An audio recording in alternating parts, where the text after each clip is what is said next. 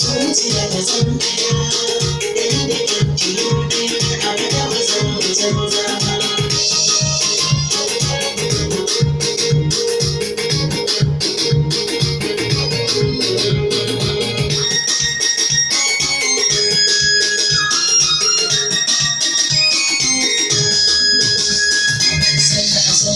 Soyayya ta shiga da kai zurfi, shi wanda so ya zato ba mai zanen kai, zare da kauna bana da wuri mai gidan laifi, na ilmantu soyayya da kalkalar shi barci ke zai sanya zuciya ta yi zafi, zo da kauna ke zan ba wa kulawa. Na ji kalamai bai sani rai sanyi, na riginawa kurso na mai da bulaye.